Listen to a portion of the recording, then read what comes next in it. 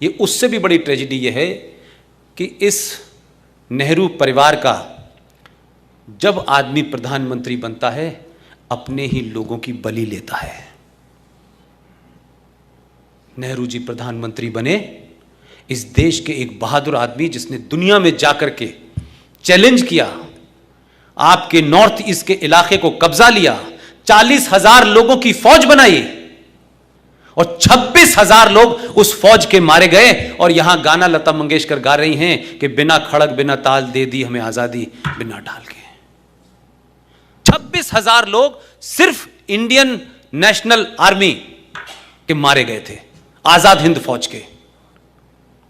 21 लाख लोगों को डिवीजन में मारा और पूरे मेरठ से लेकर इस इलाके के अंदर सब जगह पेड़ों के ऊपर लाशें लटकी हुई थी। ये इतने लोग मरने के बाद अहिंसा से आजादी मिली थी आपको? ये नैरेटिव क्रिएट किया क्योंकि उनको मालूम था कि अगर दूसरा इतिहास पढ़ाएंगे तो ये बौने लोग जो है सत्ता से बाहर आ जाएंगे जिन्होंने अंदर सांठगांठ कर रखी थी। मेरा गांधी जी से सिर्फ इतना ही कहना है, गांधी जी आपको सत्ता नहीं चाहिए थी, आपको प्रधानमंत्री नहीं बनना था, आपने देश में एक मुकाम प्राप्त कर लिया था, लोग आपकी बात पे यकीन कर रहे थे।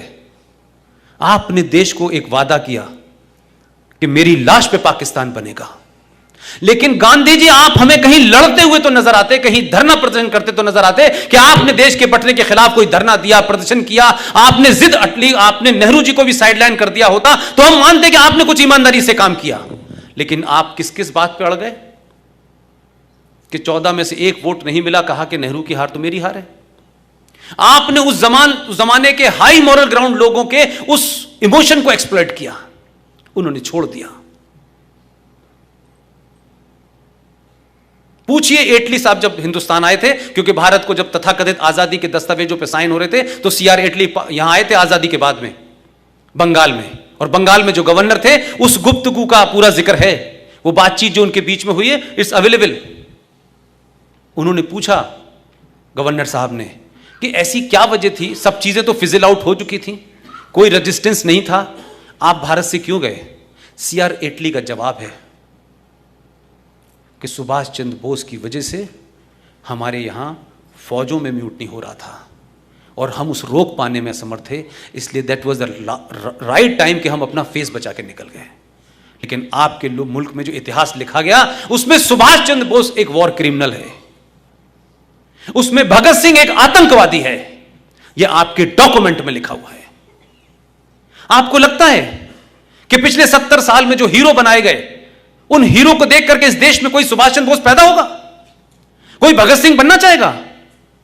कोई वीर सावरकर बनना चाहेगा? क्योंकि आपने अपने सही हीरो को खत्म खुद कर दिया।